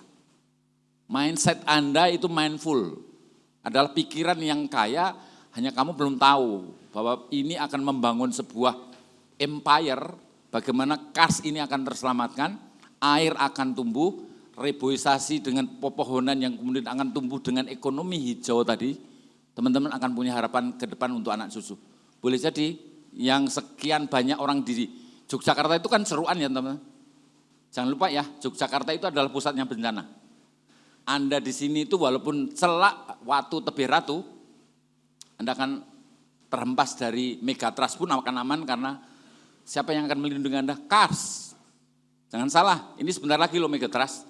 Saya harus katakan, mau terjadi ya terjadilah. Sang pemilik semesta sudah menggariskan itu dan pengetahuan memang sudah menegaskan beberapa nggak tahu kapan akan datang megatrust di Laut Selatan. Itu sudah clear. Kita akan siap atau enggak orang Gunung Kidul? Justru itu kalau kita akan merusak kars, kita merusak benteng kehidupan kita akan merusak sumber mata air kita yang tersimpan di dalam bebatuan itu, maka mesti merawatnya dengan cara tetap timbun berbagai aspek-aspek yang tadi disampaikan oleh Mas Wage bahwa air itu juga harus dipanen, tanam dia ke dalam tanah, tetapi cara menanamnya dan menahannya dengan apa? Kalau untuk transisi boleh jadi nanti bikin septic tank untuk air itu. Tetapi ke depannya tidak bisa begitu karena harus menanam pohon. Dengan cara apa? Ada istilah metonimi. Toponimi ya. Toponimi itu adalah nama-nama yang tadi lo gandeng. Itu dulu ada pohon lo yang gandeng sebetulnya. Atau kelurahan Waru, Dadap, Sengon, nggak tahu apa lagi ya Mas? Mana Kelopo apa gitu? Kepek. Nah itu nama-nama, itu toponimi itu nama tumbuhan teman-teman. Itulah kenapa hari ini kalau di desa teman itu adalah nama tumbuhan, tolong kelurahan diingatkan untuk menanam pohon itu lagi. Meskipun secara uang itu enggak ada, jangan salah. Jangan semua diuangkan karena mindset yang salah tadi selalu sudah harus ono wujudnya finansial. Selalu itu cara berpikir sudah kesesatan. Mindset ini yang harus kita rubah agar kita punya mindset ketahanan agraria. Kan agraria itu rumah tinggal. Yang merusak dan melanggengkan itu ditentukan dari pikirannya. Sustainable tidaknya ekonomi pembangunan suatu negara ditentukan dari mindset berekonominya. Oke ya, jadi itu teman-teman nanti kita bisa berdiskusi lebih lanjut, tapi kurang lebih karena tadi provokasinya sudah sangat kultural dari Mas Wage, saya agak menyentuh karena ini kalau sosiologi saya akan mengubah dengan cara lain, ini ekonom. Saya di UGM juga ngajar di Fakultas Ekonomi, ngajar sosiologi dan politik untuk anak-anak ekonomi. Dan saya akan selalu mengatakan yang sama, ekonom itu yang saya kagumi adalah Ernest Friedrich Schumacher. Tetapi dia tidak pernah dikenal sebagai ekonom karena dia menulis tulisan ekonomi itu kayak novel. Judulnya nanti Anda cari, Small is Beautiful. Kecil itu indah. Coba, ini karya ekonom loh. Anda percaya nggak ini karya ekonom? Beneran, namanya Ernest Friedrich Schumacher dari Inggris. Dialah yang mencita-citakan berekonomi itu adalah cara kita hidup yang lebih ramah kepada manusia dan lingkungan hidup. Itulah berekonomi dengan kecil itu indah. Mungkin enggak kawan-kawan ini saya kira di Rongkop, di teman-teman dari kelurahan manapun di Gunung Kidul memulai itu dari desa. Barangkali menggerakkannya melalui Karang Taruna. Kaum muda, saya enggak pernah percaya kalau ada generasi tua yang masih waras kayak kami ini ya itu berarti alhamdulillah kira-kira gitu. Tetapi bahwa mengharapkan lebih banyak dari yang di sini ya atau mungkin ada tapi belum bisa ke sini, tetapi itu sedikit, hanya bisa dihitung dengan jari. Teman-teman, silahkan ilmu ini Anda kembangkan lagi, Anda punya teknologi habitus yang Anda pegang di dalam gadget, pelajarilah seluas mungkin tentang ekonomi hijau atau donat ekonomi tadi. Itu sudah diterapkan di banyak dunia dan itu untuk menangkal yang namanya krisis iklim. Karena nanti ada ukuran untuk mengukur wilayah biar teman-teman tidak terdampak krisis iklimnya terlalu berat sehingga punya kerugian ekonomi yang juga fatal kira-kira gitu atau semacam collateral damage gitu. Nah, teman-teman akan bisa setidaknya mengantisipasi ya. Kalau misalnya ya Mas Ade ya, hari ini terlahir, saya akan senang kalau mendengar dari ruangan kelas ini akan muncul skripsi tadi. Apakah gramasum, ataukah belalang, ataukah umbi-umbian, dan itu dalam perspektif ekonomi hijau kayaknya keren. Saya tunggu, saya siap menjadi dosen pembimbing yang barangkali secara Zoom, secara Google Meet akan membantu teman-teman menyelesaikan skripsi. Enggak perlu bayaran, pro bono saya. Langsung saya tantang. Terima kasih Mas Ade.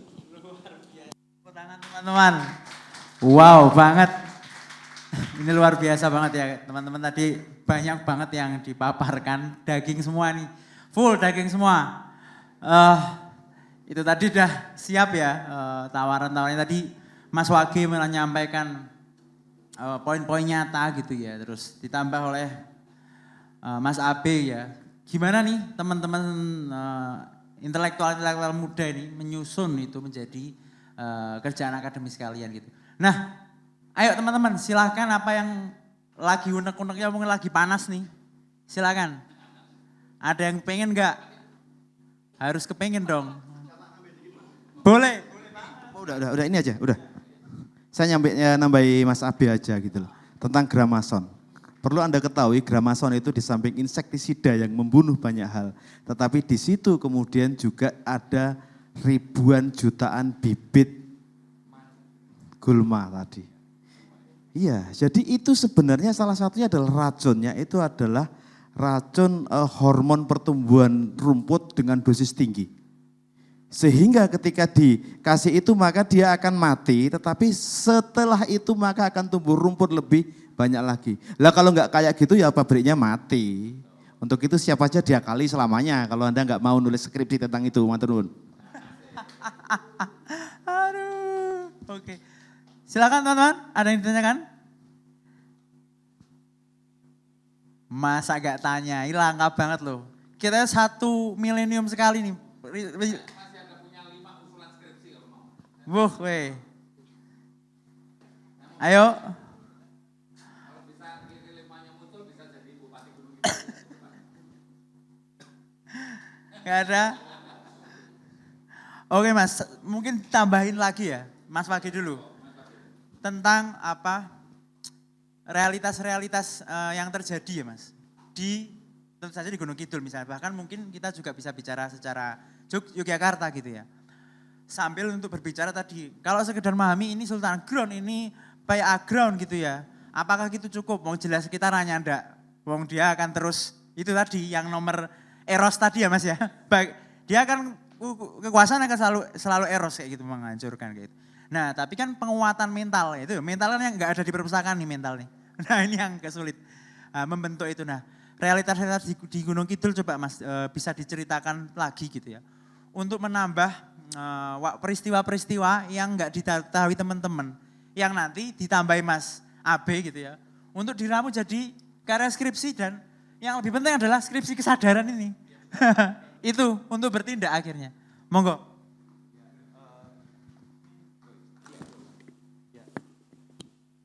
Ya. Ini sangat psikologis banget ini. Saya tak tanya. Namanya siapa? Coba? Alauddin. Alauddin. Punya tai lalat? Ada. Di mana? Ini? Ada berapa? Ya enggak, kalau di sini satu, tapi kalau yang di tubuh enggak ngitung sih. Tahu enggak? Tahu enggak berapa jumlah tai lalat Anda? Enggak gitu, enggak tahu sih. Lebih Enggak dari tahu satu toh? aja. Iya. Enggak tahu, lo berarti enggak tahu diri sendiri lo. Iya. Lah bagaimana Iya. kemudian kita mau Oke, memahami gitu loh. Kalau kita sendiri tidak ketemu dengan diri kita sendiri gitu loh. Hmm. Dalam 24 jam, kapan Anda ketemu diri sendiri? Ketemu. Dalam 24 jam, kapan Anda ketemu dengan diri sendiri? Hah? Setiap saat. Boleh saya Jarang tanya? sih, Bang. Setiap saat hari ini Anda ketemu diri sendiri? Ketemu. Anda lahir hari apa? Loh harusnya refleks itu langsung Kemis wage gitu nek wage gitu loh. Oh hari. Hah? Hari atau Iya. hari Senin? Hari Senin. Senin apa? Senin Pahing. Jam piro? Untuk jamnya kurang tahu tapi malam. Malam. Pasnya itu nggak tahu. Ya oke gitu.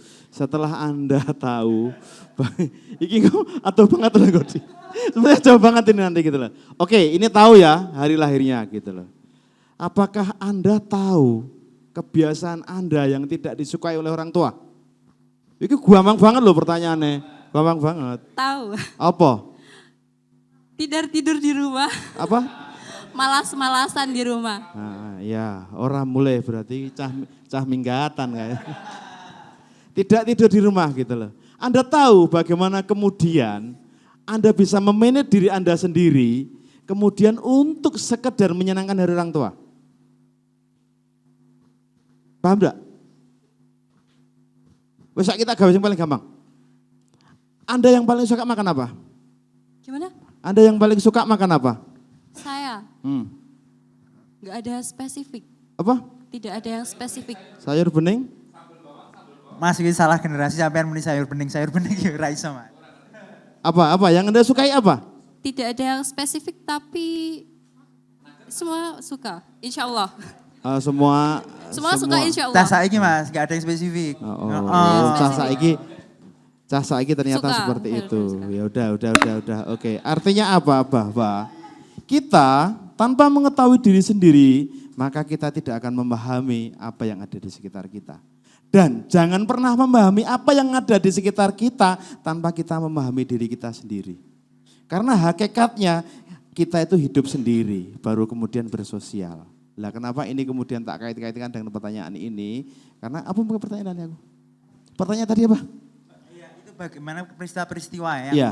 yang ada di Gunung Kidul Iya. gitu ya. Nah, ini tanpa kita mengenali Gunung Kidul lebih jauh, maka sebenarnya kita tidak akan menangkap kearifan-kearifan yang ada di Gunung Kidul. Itu yang paling penting gitu loh. Ketika Anda tak tanya, kenapa kok kami Mas AB ini getol tentang Kars? Yang memicu apa? Tahu enggak? Yang memicu apa? Karena Gunung Kidul beberapa tahun yang lalu mengusulkan pengurangan KBAK. Kawasan Bentang Alam Kars. Nah, Gunung Kidul itu mengusulkan pengurangan itu 41% lebih ya Mas. Lah nek waktu ini dikurangi 40%. Apa kira-kira bukan persoalan 40% ya, tetapi ketika Gunung Kidul ngegolke atau KBAK ini dikurangi 41%, berarti Gunung Kidul mengizinkan mengeluarkan izin tambang. Ya toh? Ketika izin tambang itu dikeluarkan, yang akan datang siapa? Penambang-penambang kelas kakap, dan Gunung Kidul segera habis. Hancur gitu loh. Untuk itu mari kenali kita sendiri ini untuk bisa mengerti tentang Gunung Kidul. Sekarang yang lagi tren Mengkhawatirkan kita bersama. Praci lho gawe pabrik semen depan. Bahan bakunya saka ngendi? Saka Gunung Kidul udah pasti. Entek wis Gunung Kidul. Nah ini makanya kita harus memahami tentang apa yang ada di sekitar kita gitu loh. Itu caranya. Nek awake dhewe ora ngerti, ya arep ngopo gitu loh. Dan hari ini yang terjadi. Saya di Kelurahan Karangasem. Dulu yang pertama program saya adalah bagaimana kemudian semua lansia bisa bahagia. Karena kita besok insya Allah menjadi lansia. Dan kalau tidak kita persiapkan maka kita siap disio-sio karena anak dewe.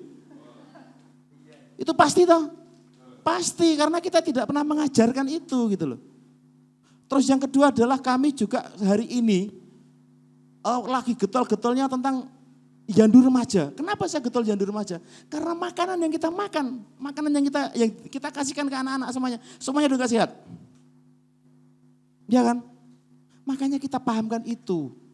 Terus yang ketiga saya bikin apa? Forum anak. Karena anak-anak kita itu sekarang gak ada yang nemenin. Sama orang tuanya udah jauh gitu loh. Nah ini loh, pahami dulu yang paling dekat. Yang paling cerek ning awake dhewe pahami gitu loh. Aku sebagai penderita diabetes maka saya bisa kemudian ini gampang wae. Dulu ketika awal-awal aku kena diabetes, aku sempat depresi. Bajigur iki umurku sih semene kena diabetes, anakku cilik-cilik. Bar diabetes ki biasanya terus engko stroke. Terus wah macam-macam lah. Ngambrah-ambrah, gagal ginjal gitu loh. Betapa mengkhawatirkannya itu gitu loh. Tetapi hari ini saya bisa menjadi tenang kenapa berdekatan dengan diabetes atau berdampingan diabetes. Karena saya kemudian belajar tentang diabetes. Itu loh. Jadi yang pertama adalah bagaimana memahami diri sendiri, terus kemudian cari ilmunya. Nek mung paham tok terus kemudian tidak mencari ilmunya ya kurang bingungi tok gitu loh. Dan ilmu tidak harus ada di bangku kuliah, tidak harus ada di ruang-ruang kayak gini. Kami itu sama Pak Abi itu belajar dengan orang yang wong desa tenan, wong tani tenan. Kami belan-belani tekan Purwodadi Tepus hanya untuk belajar dengan orang-orang tua. Nah itu yang pertama pahami diri sendiri, pahami lingkungan, golek ilmu. Ngilmu ra kudu ning kene iki gitu loh. Kalau Anda suka dengan apa yang saya sampaikan silakan datang ke Trawono kita diskusi siap. Kapanpun. Bikin film oke. Ya ayo gitu loh. Atau kalau perlu Anda punya nggak bisa ke Trawono, undang saya ke sini nggak usah diam lopi. Karena apa? Karena kami peduli karo Gunung Kidul. Itu tok.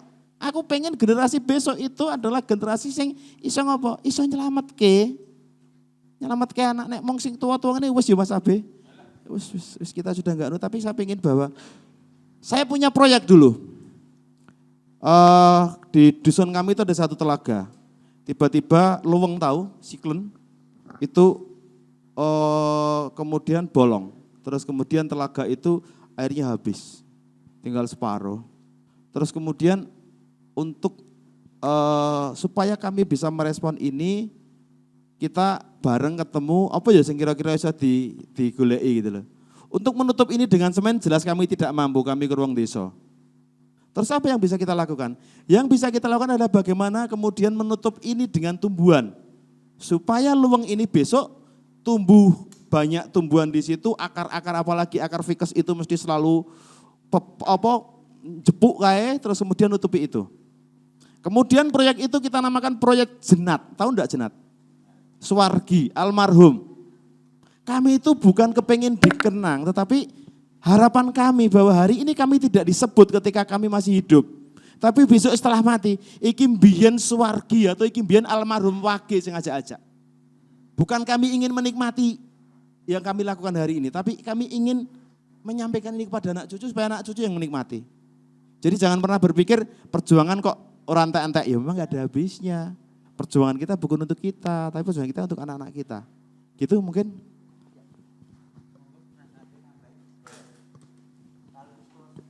Ya baik. Teman-teman saya nambahi kecemasan teman-teman ya. Tapi kalau perkataan saya ini nanti tersimpan sampai teman-teman pulang itu baik. Berarti ini akan berdampak, saya yakin itu. Mari kita lihat fenomena terbaru 2 tahun lalu, setahun lalu. Peristiwa misalnya kenapa kekeringan panjang 8 bulan kemarau itu terjadi. Ketigotowo.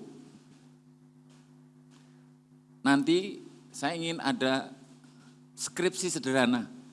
Berapa triliun orang Gunung Kidul keluar untuk membeli pakan ternak yang datangnya dari Ngarai. Sampel dong, pakai orang ekonomi ngerti tentang statistik. Ngambil beberapa titik tempat orang jualan pakan jagung itu, Anda tanyain. Itu dalam berapa 1 bulan sampai 8 bulan. Sebegitu besarnya resources ekonomi Gunung Kidul habis keluar dari Gunung Kidul. Kita diam aja selama ini. Ekonom banyak yang pintar-pintar tapi nggak pernah mikir. Kalau Anda mau jadi Bupati Gunung Kidul, bisa memecahkan pakan ternak saja bisa jadi Bupati Gunung Kidul. Anda nggak pernah mikir, itu 8 bulan loh. Anda bahkan sekolah Anda dikalahkan untuk membeli pakan ternaknya. Oleh Bapak Ibu membeli pakan ternak, sapi atau kambing. Kita nggak pernah mengkalkulasi berapa banyak yang terbuang. Resources kita. Oke, yang kedua. 2 tahun lalu juga atau 2 tahun lalu, 3 tahun lalu. Pernah mendengar peristiwa Gunung Kidul banyak PMK dan antraks? Kenapa itu terjadi? Ini bagian dari cerita tentang ekologi tadi. Ada tradisi berandu di Gunung Kidul, tetapi ada tradisi bagaimana berandu ini akhirnya membawa petaka 67 orang masuk RSUD. Karena makan daging yang terkandung di dalamnya ada antraks. Dan bagi orang-orang di Gunung Kidul nggak ngerti, dikiranya kalau sudah dimasak itu antraks akan mati. Enggak, bakteri nggak akan mati, kecuali dibakar. Ada satu peristiwa di mana setelah itu mantan bupati Anda memberi punishment kepada pelaku orang yang akan kira-kira menjalankan berandu akan dihukum. Celakanya berandu ini yang saya ingin katakan, berandu ini adalah cerita soal solidaritas ekonomi. Ketika kesengsaraan ada satu petani ternaknya mati itu harganya mahalnya minta ampun bosku. Limosin dan metal itu kurang lebih 30, 40, 50 juta. Itu membesarkannya itu ngalah ke anak-anaknya. Kalau itu mati, dikubur begitu aja, kira-kira bunuh diri enggak Anda sebagai peternaknya? Yes. Untuk meringankan beban, daging itu kemudian dicacah lalu dibagi-bagi, kemudian mengganti seikhlasnya, ada ukurannya biasanya. Tapi ternyata di dalamnya ada antraks, coba. Ini adalah berekonominya tradisi panjang kearifan lokal Gunung Kidul tertabrak oleh antraks itu bubar. Apakah ini pertanyaannya adalah, apakah ini agenda bagian dari penghancuran kearifan lokal kah? Antraks ini? Bagian dari praktik bagaimana kita secara kebudayaan juga dijajah, sehingga kita dilemahkan? Ataukah memang perlu, yang saya ingin tawarkan kalau itu jadi skripsi, mungkin enggak, ngingu sapi itu ada asuransinya kayak manusia. Nah, ekonomi bisa merancang dong, bisa. Kalau Anda berbasis tentang koperasi, bisa. Anda hubungi belantik-belantik di Gunung Kidul ada berapa, dalam setahun mati berapa, Anda sensus bisa. Habis itu dibuat simulasi dengan dosen Anda, kalau enggak nanti saya bikinkan simulasinya bisa. Saya punya banyak ekonom juga gitu, menghitung. Bisa, per bulan kira-kira dia akan membayar asuransi untuk sapinya itu berapa? Bisa. Nanti kalau mati berarti diganti berapa persennya gitu loh maksudnya. Sehingga tidak memakan antrak tadi, apalagi juga itu kan kalau sudah mati kan berarti kan sudah enggak boleh dikonsumsi mestinya gitu. Itu ya, ini pikiran orang ekonomi yang saya kira bagus ya. Karena negara pun hari ini enggak pernah punya, beberapa waktu lalu baru ada di beberapa yang sakit PMK itu mendapatkan ganti kalau enggak kurang lebih 1 juta dari bupatinya katanya. Tapi apakah akan seperti itu terus gitu? Ataukah ada model sistem cara kita memang bahwa ternak, pertanian, perdagangan, seluruh penghidupan di Gunung Kidul yang terkait dengan Kars ini adalah bagian dari cerita peradaban Kars.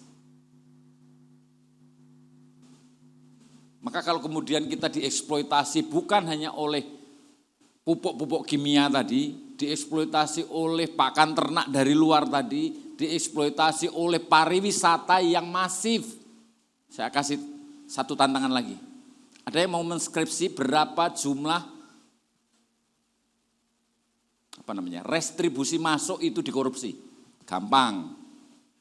Anda cegat nanti orang-orang yang masuk di pantai itu, kira-kira masuk restribusi, dia dikasih karcis atau enggak? Ya, tengok. Atau Anda punya pengalaman, enggak pernah dikasih karcis. Ketika Anda membayar, Anda justru dikasih yang namanya brosur makan, tempat makan. Saya pernah bikin geger saya. Berulang kali, 2 kali, 3 kali bahkan. Cara berkorupsinya orang-orang oknum di Gunung Kidul kayak begitu. Dan kita diam.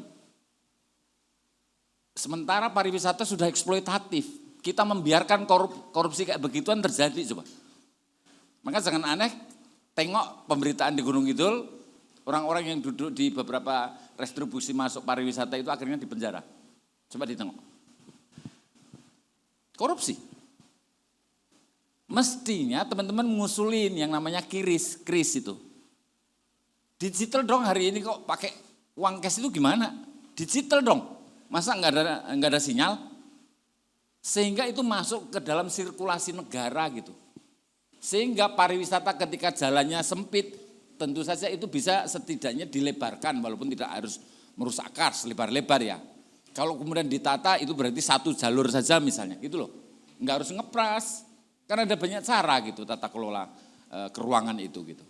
Sehingga dari apapun kegiatan itu eksploitasi tambang, pariwisata, pertanian, perdagangan yang kira-kira itu eksploitatif, itulah yang akan mengancam seluruh ketahanan agraria Kars itu sesungguhnya. Sehingga karena kita bicara peradaban ya, peradaban Kars adalah sebuah cerita panjang seluruh mobah musiing manusia Gunung Kidul yang mengelola Kars dan hidup bergantung pada Kars itu adalah cerita tentang peradaban hidup, penghidupan dan kehidupan orang Gunung Kidul. Maka tentu saja lagi-lagi ternyata saya bertemu hari ini dengan orang-orang yang pas saya ajak ngomong, hanya ekonomlah yang mampu untuk berpikir sampai sejauh itu. Kalau orang sosiologi terbatas, kalkulasi matematikanya mungkin tidak secanggih teman-teman ekonomi. Tetapi tentu saja kalau ini dipikir bersama-sama teman-teman, kita punya ruang bersama. FKY ini adalah bagian dari momen bersama, barangkali memang ini pangkas generasi. Untung Mas Waki kita berjumpa dengan generasi muda yang saya masih punya harapan bahwa terlahir pemimpin generasi masa mendatang untuk Gunung Kidul dari ruangan ini. Itu harapan saya. Matur nuwun.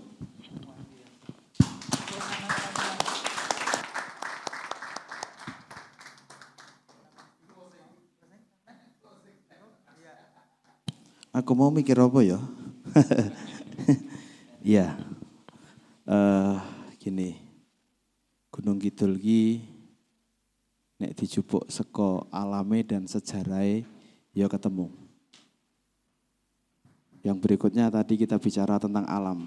Berikutnya saya pengen juga Anda belajar tentang sejarah. Sejarah Gunung Kidul. Apalagi ini konteksnya FKY Forum Festival Kebudayaan. Dan Daksinarga gitu loh. Kalau kita mau ngomong masih banyak banget gitu terkait dengan pertanian terkait. Tapi satu lagi yang jangan pernah lupa, sejarah. Saya hari ini bisa tahu ternyata saya masih ada gandengan darah dengan Mas Abi karena saya belajar tentang sejarah. Kalau tadi Mas Abi tentang ekonomi dan sebagainya, saya sebagai orang kebudayaan mengingatkan sejarah juga harus dipelajari.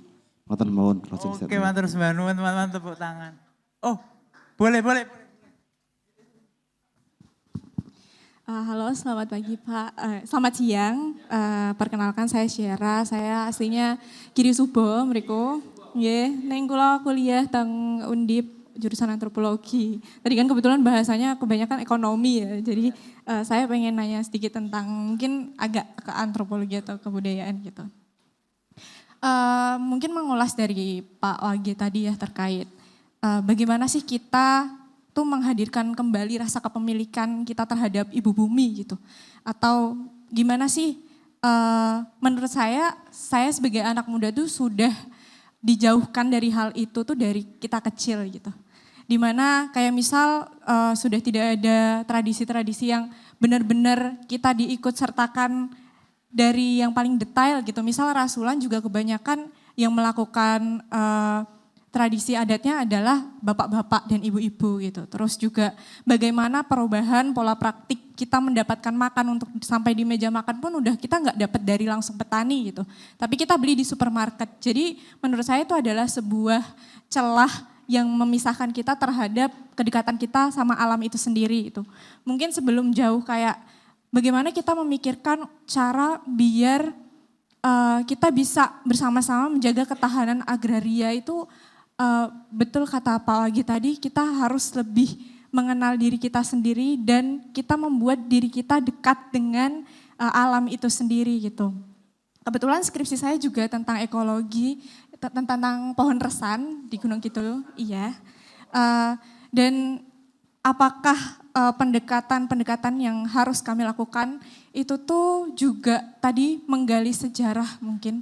Karena selama saya melakukan pengambilan data itu sangat menyenangkan dan seru karena mendengar cerita-cerita dari mbah-mbah yang ternyata sebenarnya langkah-langkah untuk kita menjaga ekosistem di sekitar kita itu juga sebenarnya udah ada dari zaman dulu juga gitu. Kayak misalnya tadi pohon resan yang nggak boleh kita otak-atik lagi, yang harusnya kita jaga karena itu juga ternyata menjaga sumber air kita yang kalau di mana-mana tuh saya pertama kali kuliah di Semarang, saya tuh ngobrol sama Pak Satpam gitu kan. Pas ditanya, dari mana Mbak? Dari Gunung Kidul. Loh, kok Gunung Kidul putih? Apa iso adus nih omah? Ngoten. Jadi itu sangat memantik saya kalau misal sebenarnya di Gunung Kidul pun kita punya kearifan lokal yang sudah sangat melek terhadap ekologis gitu dari zaman dulu dengan menjaga si sumber air itu. Nah, pertanyaan saya adalah pendekatan seperti apa sih yang seharusnya sebagai kami anak muda yang sejak kecil ternyata sudah terlanjur terpisahkan sama keindahan alam dan sekitarnya itu. Gitu. Terima kasih. Iya, saya tuh hampir putus asa ketika kepiye carane gitu loh. Karena caranya tentu tidak bisa instan, sangat tidak bisa instan gitu loh. Ini harus satu proses yang panjang gitu loh. Jadi oke lah, lepas dari segala sesuatu atau lepas dari segala kekurangannya, tadi saya sampaikan bahwa hari ini kita tuh hanya kulitnya saja. Rasulan dibelani mati-matian tapi tidak pernah mengkonsep kepiye anak dhewe bisa menjadi ekologis ngono lah gitu loh. Dan karena gini fasenya, hari ini Anda betul-betul tidak merasakan. Tapi Anda nanti ketika sudah sampai pada titik tertentu, Anda akan kebingungan, ge arep ngopo. Terus mau bagaimana? Terus kemudian kesadaran akan muncul, oh ternyata yang paling indah adalah kembali ke alam. Fasenya akan seperti itu. Saya bisa memahami bagaimana Mas Abi tidak punya rumah gitu loh. Karena kalau orang bertamu ke tempat saya pasti salah. Bagi yang belum pernah ke rumah saya, pasti datangnya ke rumah yang sebelah barat saya. Karena yang wangun dadi omah lurah sing kulonku. Dudu sing omahku. Karena apa? Karena kami sampai pada satu titik, omah kuwi apa to? Gitu loh, omah kuwi apa to? Gitu. Apa pada akhirnya rumah itu gitu loh. Apakah terus kemudian bangunan sing magrong-magrong, tetapi setiap hari Anda padu, setiap hari Anda gelisah, itu bukan rumah. Rumah adalah jalan kesetiaan dan jalan cinta. Iya, itu puisinya Umbulandu Paranggi. Iya, puisinya Umbulandu Paranggi. Rumah adalah jalan kesetiaan dan cinta. Itu Umbulandu Paranggi itu kata Umbulandu. Jadi gini, kalau saya bagaimana kemudian terus Yang bisa menjadi jalan hari ini adalah kesadaran anak-anak kita tentang makanan yang hari ini betul-betul tidak sehat. Dengan realitas-realitas masih anak-anak sudah cuci darah, dengan realitas anak-anak sudah diabetes, ini adalah salah satu bukti yang bisa kita sampaikan ke anak-anak kita bahwa apa yang kita makan itu tidak sehat. Tetapi pertanyaannya, kemana mau cari makanan yang sehat? Tidak ada. Apa ada beras di tempat Anda yang luwuk? Tidak ada toh? Tidak ada. Beras pasti putih, ya kan? Bening. Rano gabae. Anda tahu itu beras yang diapakan? Dipoles. Putih gitu loh. Ya. Kuwi wis ora ana vitamin B-ne, wis ora ana serate. Itu tinggal ampas yang bikin Anda diabetes. Iya toh? Sing sehat-sehat mbok nek pitik karo wedhus karo sapi. Tapi yang sehat kita kasih ke diri kita dan anak kita gitu loh. Anda tahu, Anda kalau makan sukanya apa? Apel. Apel tahu enggak apel? Suka buah apel suka enggak? Impor. Iya. Anda tahu apa yang dilakukan itu? Itu di samping ada lilin itu jadi semprot vitamin B1. Sehingga sehat banget, sehingga seger banget. Buktikan nanti kalau ada sayuran yang sudah agak layu, beli vitamin B1 di apotek, gerus 1 butir, kemudian kasihkan dalam 1 liter air, kemudian semprotkan. Sebentar lagi dia tumbuh. Bahaya itu. Anda pasti nggak suka makan pisang Ambon. Ya toh, sawo. Wis ora kita wis desa banget gitu loh. Nah, ada Cavendish. Apakah Anda yakin ketika kemudian Anda darah tinggi terus dikasih tahu, ini dikasih seledri. Siapa sekarang tanam seledri organik? Enggak ada. Maka hari ini, besok kalau atau bagi Anda yang sudah punya anak, tanamkan tentang organisme tadi.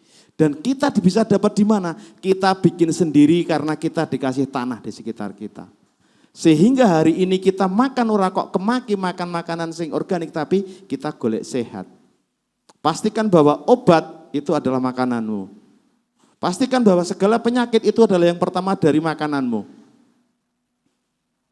Saya kena diabetes karena saya kalau makan ya sak geleme dhewe. Kalau minum ternyata juga gula batu, gula pasir rafinasi itu cukup berbahaya. Jadi intinya adalah hal yang paling dekat yang harus kita usahakan adalah kesehatan kita. Diri kita sendiri, anak-anak kita. Ora sampe mikir ekologi sing ado-ado. Tapi kalau Anda sudah sampai pada kesadaran, aku nandur seledri, aku nandur bayem, aku nandur iki semuanya organik demi apa? Sehat. Wis iso sadar tentang kuwi tok wis apik. Karena nanti terus kemudian akan nututi yang lain. Nek hari ini kita bilang tentang kemudian apa ya? Kenjenengan ke Anda, ayo do nanur iki do iki. Ora mungkin gitu loh. Wong Anda itu untuk mangan beras abang sing segreng burung karaniso kok. Ya karena itu kemerotok sedangkan itu asli Gunung Kidul. Ya tapi Anda tahu bahwa beras merah mbuh kuwi segreng mbuh apa wae. Itu manfaatnya luar biasa gitu loh. Jadi hal yang paling dekat dengan diri kita yaitu kesehatan. Jaga kesehatan kita dengan cara apa? Kembali juga menyehatkan bumi. Gitu loh. Saya itu sampai jengkel di Karangasem ini kalau kita ngomong bumi. Saya tuh tahu di Karangasem, di Kelurahan Karangasem itu setiap tahun itu 160 ton pupuk masuk Karangasem. 160 ton itu pupuk masuk Karangasem. Kimia. Saben tahun digrujuk semono. Bumine iki lho. Lemah iki lho, ora nyelot subur. Nyelot elek. Karena apa? Karena pola bertani modern hanya mengajak tumbuhan tok tapi tidak pernah mengajak tanah. Pupuk kimia kuwi mung makani tandurane. Wah kurang ijo berarti nitrogen. Oh ini kurang berarti NPK. Ini vegetatif, ini generatif berarti pupuknya urea dan NPK. Gitu loh. Tetapi itu kebutuhan untuk tumbuhan. Tapi kebutuhan untuk bumi tidak dipikirkan. Padahal bumi bisa menciptakan NPK, urea dan sebagainya dengan sendirinya. Ketika kita bisa menjaganya. Lah ngopo dadak tuku gitu loh. Pertanyaan kan di situ gitu loh. Mbah-mbah saya dulu ketika panen, sebelum orang lain menyentuh tandurane, simbah lanang dulu yang kemudian ngubengi untuk apa? Golek bibit yang untuk tahun depan. Baik jagung, telo dan sebagainya. Telo biasanya simbah disaweni. Anda tahu telo itu apa? Bonggol tak? Bonggol itu simbah biasanya disaweni nganggo gedebok atau plastik ditaleni. Sehingga nanti wong sing kon ngunduh tidak akan wani ngunduh iki. Ini untuk apa? Ketahanan bibit. Belum nanti sing pari, belum nanti sing jagung. Simbah selalu seperti itu, nek jagung dipotaki dhewe. Iki sesuk sing digowine. Tetapi hari ini masyarakat kita, petani kita tidak pede kalau tidak nanam kapal terbang. Ya toh? Bisi. Kalau tidak beli gitu loh. Lah padahal simbah ki wis duwe ilmu dasare. Tetapi karena tidak dikembangkan, ora ono sing ngembangke gitu loh. Pemerintah atau ya kapitalis ya pinginnya kayak tuku wae. Tapi otomatis semakin lama kita akan semakin bodoh. Nah itu jawabannya gitu ya. Yang pertama adalah ajari besok kalau Anda punya anak tentang bagaimana organik. Kenapa kok organik? Demi kesehatan. Hidup itu seperti ini. Banyak literasi yang bisa Anda baca. Ojo sing ado-ado sik. Sing ado-ado sik gitu loh. Tapi yang dari diri Anda sendiri. Demikian, ada yang belum puas? Sudah, mungkin Mas Abi. Saya memberikan respon catatan dari Mbak Sarah ya. Mbak Syira. Undip sudah lulus? Oh, lagi skripsi dengan Mas Edi Patmo. Oke, baiklah.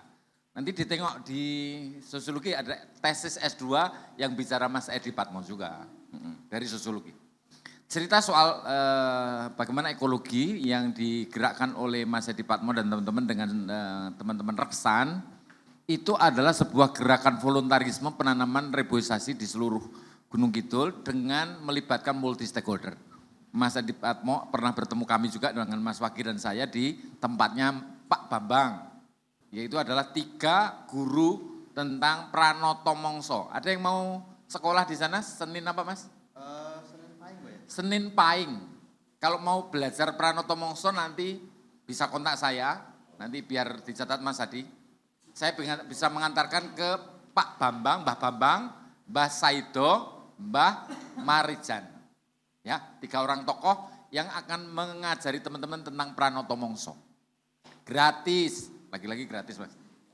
Yang kedua, cerita soal Reksan itu adalah cerita di dalam pohon waktu saya kecil, itu selalu dinarasikan mitos ini ada penunggunya, mbuh gendruwo, mbuh wewe, mbuh opo.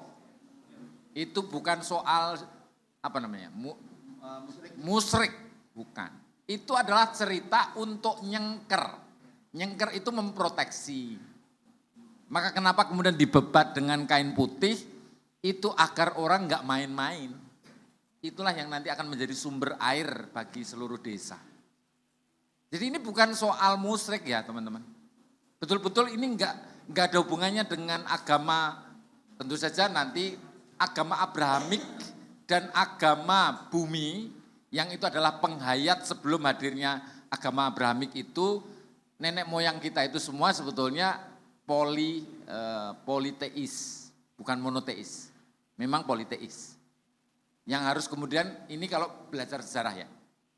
Tetapi pada perjalanannya saya ingin katakan bahwa entitas yang goib enggak nampak itu sendiri sesungguhnya bisa menjadi bagian dari kita melakukan perawatan kehidupan agar itu tidak terusak. Dan itu sebagai sengker, sebagai ruang menjaga agar orang tidak merusaknya, konservasi kurang lebih. Dan dari situ sebetulnya dikembangkan, baik kalau nama-nama kelurahan tadi juga dihadirkan dengan pohon-pohon endemik. Kalau jati sebetulnya bukan pohon endemik teman-teman. Jati itu hari ini kalau ditanam itu bisa 50 tahun baru panen ya Mas. Lama itu teman-teman. Kalau untuk jangka pendek Anda nggak akan mendapatkan penghasilan yang memadai untuk survival ya. Tetapi pohon-pohon endemik yang barangkali nampak tidak ada gunanya, itu sesungguhnya adalah bagian yang penanda toponimi dari satu kawasan kars satu dengan yang lain berbeda-beda. Nah, diversitas ini memang sudah hilang, harus disadari. Maka panjang soal cerita bagaimana kita akan bisa menjadi lebih ekologis. Nanti dilacak baik-baik seluruh produk kimia ini dari mana datangnya. Lagi-lagi ini teman-teman ekonomi. Ada korporasi yang namanya Monsanto, Anda nanti lacak ya, namanya Monsanto. Itulah yang menjadi korporasi terbesar kimia dunia. Cargill, itu juga selain kimia juga benih. Kalau teman-teman nanti pernah mendengar berita, ada petani yang bisa membibitkan, menurunkan bibit dan menanam pada generasi tanaman hibrida, dia mestinya itu karena ada hak patennya, petani ini nggak boleh membreeder. Nah di Jawa Timur bahkan ketika itu ternyata petani bisa mengakali paten itu dan bahkan menanamnya tanpa harus membeli lagi benih itu ke Monsanto, akhirnya petani ini mendapatkan ganjaran penjara. Coba Anda bayangkan, Anda ini ekonom-ekonom semua, maka saya membayangkan kalau Anda ini ekonom yang melawan korporasi-korporasi itu keren menurut saya. Termasuk cerita kenapa yang namanya pasar tradisional hari ini habis. Nanti tengok ya, Anda tengok. Pernahkah teman-teman yang ekonomi ini berpikir berapa jumlah Indomaret di Gunung Kidul hari ini? Tolong dicatat baik-baik. Lalu hubungkan dengan melemahnya pasar tradisional di Gunung Kidul. Oke, itu Anda hitung. Itu sebetulnya defisitnya kita sebetulnya tengah bunuh diri. Cerita tentang mendirikan, apa namanya mah? Kalau nggak boleh menyebut nama mereknya itu, toser apa namanya? Hipermarket lah ya. Kan nggak boleh menyebut Indomaret ya. Padahal disebut bisa. Iya. Jadi itu adalah cerita tentang korporasi yang lain yang juga akhirnya mengeksploitasi Gunung Kidul, Mbak Yu. Tapi kan kasar saya ngomong kayak begini nih. Tapi kan orang domongke nggak paham gitu Mas. Nanti kalau Anda tengok hari libur saja, tengoklah ke pasar tradisional di Wonosari yang terbesar. Kira-kira jam 9, jam 10 masih ada, nanti jam 12. Anda tengok kira-kira pedagang-pedagang masih jualan atau enggak. Tutup. Selain marketplace, Indomaret hadir dan saya tahu perjalanan seorang bupati, ya bukan bupati, seorang lurah di Sewon ya. Nah, Panggung Harjo yang dia bercerita dibawain Mas Wahyudi Anggrahadi namanya. Dibawain uang 1 koper yang isinya kalau dihitung mungkin ratusan juta. Untuk memberi tempat berdirinya Indomaret di Kelurahan Panggung Harjo. Mas Lurah menolak. Karena Mas Lurah tahu penduduknya itu punya warung-warung yang itu harus dihidupi. Ini kan proteksi juga. Nyengker itu bukan soal nyengker apa tadi? Kenggeragasan itu banyak wajahnya. Kimia tadi adalah bentuk geragasnya korporasi, ini geragasnya supermarket, yang lain sama, ini soal geragas semua. Profit semua. Tetapi kita nggak pernah meninggalkan kehidupan di mana kita akan bernaung untuk hidup, kehidupan kita, yaitu kars tadi.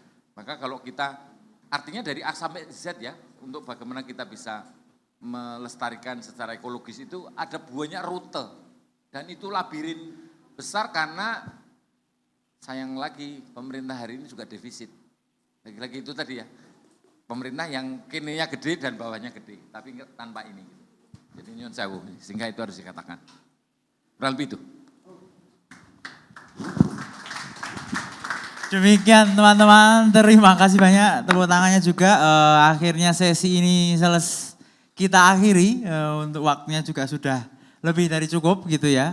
Semoga bermanfaat untuk kita semua. Silahkan tulis catatan refleksi kalian masing-masing di HP kalian terserah. Semoga menjadi satu arahan untuk revolusi ke depan.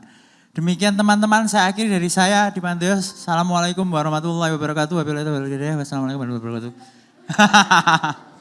Oke, terima kasih. Salam budaya.